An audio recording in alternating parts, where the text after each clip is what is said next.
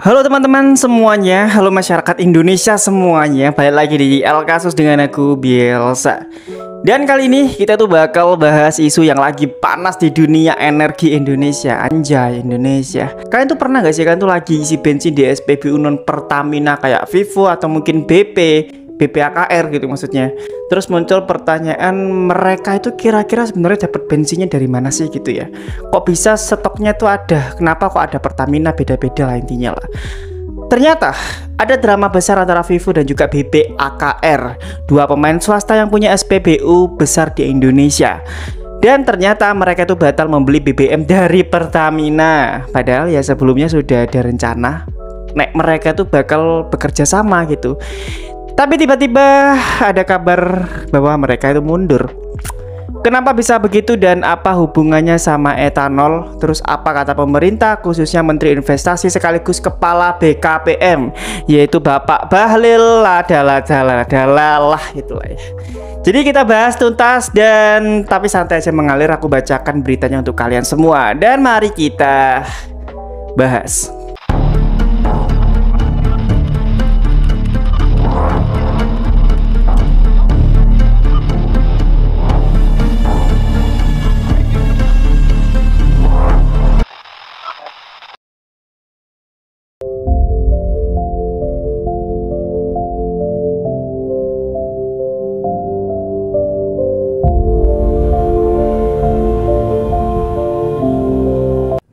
Jadi ya kita mulai dari hal yang paling sederhana dulu ya, bahwa di Indonesia itu hampir semua kebutuhan BBM masyarakat itu disuplai oleh nama yang paling besar yaitu Pertamina. Dari mulai Pertalite, Pertamax Turbo, Solar sampai Dex.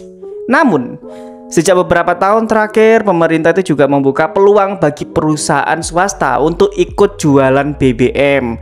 Nah, disitulah muncul sebuah SPBU ya bernama Vivo dan juga BP AKR. Ini tuh dua SPBU yang besar di Indonesia dan di semua provinsi adalah. Kalau misalkan kalian sering lewat jalan besar di kota-kota besar, pasti kalian pernah melihat SPBU mereka dengan branding khas Vivo yang biru putih atau BP AKR yang hijau kuning gitu ya. Dan tujuan masuknya mereka juga sudah jelas, biar ada kompetisi, biar konsumen punya pilihan lain. Jadi tidak semua bergantung ke Pertamina. Tapi masalahnya, pertanyaannya itu muncul, BBM yang mereka jual itu sebenarnya dari mana gitu? Dari impor sendiri kah? Atau mungkin dari dalam negeri yang lewat Pertamina? Nah, di titik inilah muncul sebuah drama besar di Indonesia ya. Kalian lihat sendiri dan aku sudah bahas tentang Pak Bahlil Lahadalah yang kemarin itu ya. Kalian bisa cek videonya di akunku lah gitu. Jadi awalnya ya ada rencana Vivo dan BP AKR itu membeli base fuel alias BBM dasar dari Pertamina. Base fuel ini tuh kemudian mereka bisa campur atau olah sesuai standar masing-masing. Lalu mereka itu bisa menjual di SPBU mereka sendiri. Namun belakangan ini Vivo dan BP akhirnya tiba-tiba mengundurkan diri. Itu yang benar bahasanya sih. Mereka itu batal beli dari Pertamina. Alasannya karena kandungan etanol menurut pemberitaan ya ini ya, BBM Pertamina yang ditawarkan ke SPBU swasta itu punya kandungan etanol sekitar 3,5%. Sedangkan bagi Vivo dan BP, angka itu dianggap tidak sesuai spesifikasi yang mereka inginkan. Ya mungkin diantara kalian ada yang bertanya mungkin ya, 3,5% etanol itu banyak apa sedikit sih? Bukannya etanol itu bisa dipakai buat campuran BBM ya? Betul, secara regulasi etanol memang diperbolehkan jadi campuran BBM. Bahkan di beberapa negara bensin itu dicampur etanol hingga 10-20%.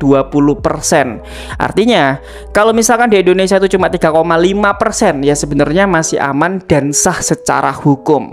Tapi Vivo dan juga BP AKR itu punya standar sendiri gitu. Jadi mereka itu punya spesifikasi sendiri untuk bensin mereka.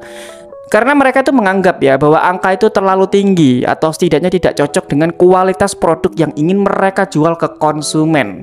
Nah itu kata BP AKR dan juga Vivo. Jadi mereka itu ingin mempertahankan kualitasnya lah, intinya seperti itu. Nah terus kalau misalkan kedua SPBU besar itu mengundurkan diri, gimana tanggapan pemerintah gitu ya. Jadi Pak Menteri Investasi ya, ini Bapak Menteri kita, Kepala BKPM yaitu Pak Bahlil Lahadalah itu akhirnya angkat bicara. Pak Bahlil itu menjelaskan bahwa soal jual beli BBM antara Pertamina dan juga SPBU swasta itu adalah urusan bisnis to bisnis atau B2B, yang artinya pemerintah itu tidak bisa dan tidak boleh ikut campur terlalu jauh. Ya, kalimat kuncinya mungkin dari Pak Bahlil itu, pemerintah itu hanya kasih guidance gitu, negosiasinya ya tetap ranah bisnis, itu kata Pak Bahlil. Jadi kalau misalkan ada perbedaan soal spesifikasi etanol atau syarat teknis lain, ya itu harus dibicarakan langsung antara Pertamina dengan Vivo dan juga BPAKR. Tapi Pak Bahlil itu juga memastikan walaupun ada pembatalan ini, stok BBM nasional ya tetap aman gitu. Tapi ya gimana di kota-kota kalian, apakah BBM sering habis atau mungkin masih aman? Silahkan kalian komentar aja di bawah gitu kan ya. Dan menurut datanya beliau ya, stok BBM di Indonesia itu cukup untuk 18 sampai 21 hari ke depan.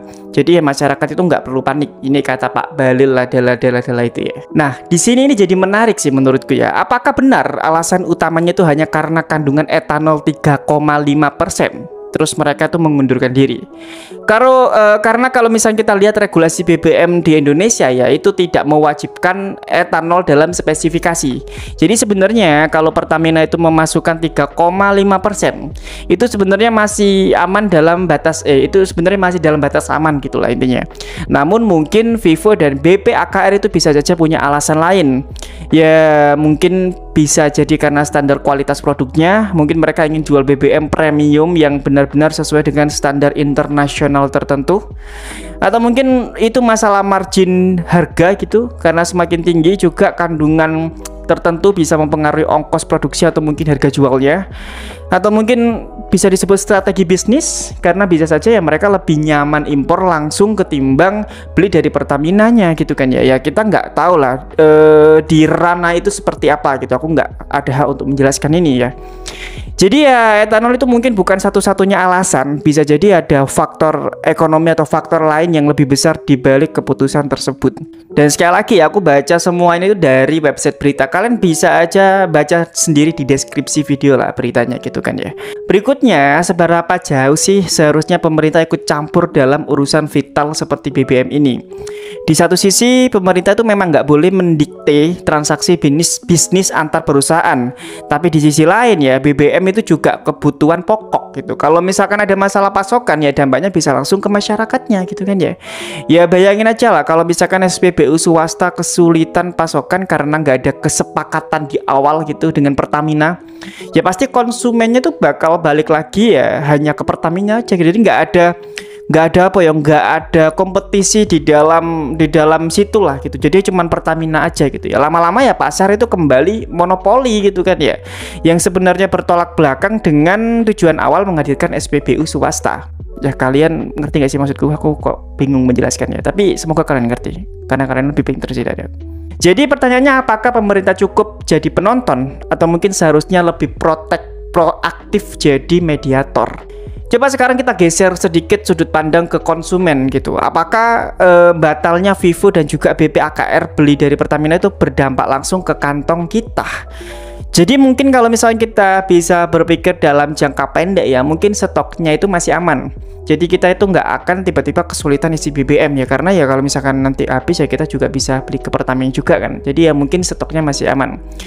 Tapi kalau misalkan dipikir dalam jangka panjang, ini tuh bisa bikin persaingan harga BBM itu berkurang. Karena kalau misalkan SPBU swasta kesulitan dapat pasokan, jumlah SPBU non Pertamina juga bisa berkurang.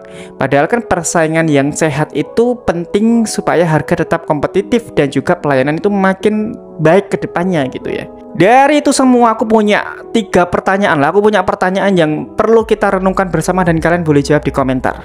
Yang pertama, apakah alasan etanol 3,5% itu memang murni teknis atau mungkin ada faktor lain di baliknya? Atau kalau misalkan SPBU swasta itu akhirnya tetap sulit kerjasama dengan Pertamina, apakah itu artinya mereka akan lebih banyak impor?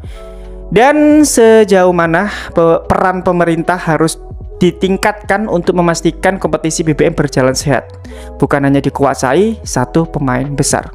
Itu kalian bisa jawab lagi, itu kalian bisa jawab aja di kolom komentar ya. Itu kalian bebas aja berpendapat di sini, aku sangat membebaskan kalian lah. Jadi ya wes terserah kalian mau komentar apa aja gitu kan ya. Dan ya teman-teman, itu tadi adalah cerita lengkap tentang drama SPBU swasta Vivo dan juga BPAKR. Aku hari ini semangat banget ya gitu ya, nggak tahu kenapa ya. Yang mereka tuh batal beli dari Pertamina gitu. Dari luar mungkin kelihatan sederhana ya masalah etanol, tapi kalau kita bedah ke dalam gitu, ada isu yang lebih dalam, yaitu tentang standar produk, strategis bisnis, dan juga peran pemerintah gitu ya. Sampai mungkin masa depan kompetisi BBM di Indonesia itu juga pastinya lebih ketat lagi ya. Jadi ya buat kita sebagai masyarakat mungkin nggak terasa sekarang, tapi ya ke depan gitu kita lihat aja dampaknya gimana. Kalau kompetisi ini nggak jalan ya kita bisa balik lagi ke era dimana pilihan cuma satu, yaitu Pertamina. Apakah itu baik atau buruk? Itu kembali ke perspektif masing-masing. Aku nggak bisa mendikte atau mungkin berspekulasi seolah-olah aku benar dan menyudutkan Pertamina, BPKR atau Vivo gitu. Yang jelas isu ini menunjukkan bahwa energi bukan sekedar soal isi bensin lalu jalan, tapi dibalik itu ada negosiasi bisnis, ada regulasi pemerintah, ada kepentingan masyarakat, dan juga ada kepentingan jangka panjang soal energi nasional. Anjay, semangat banget aku hari ini.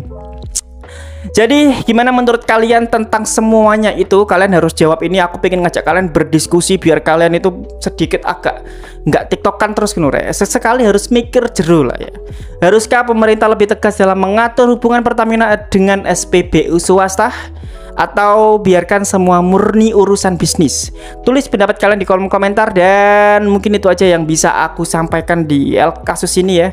Dan bantu aku lah Rek, kalau misalnya kalian belum subscribe ya silahkan kalian subscribe dulu, atau mungkin tekan tombol loncengnya gitu. Jangan malas gitu loh, cuma tinggal cekrek gitu aja kan. Subscribe itu gampang banget gitu ya.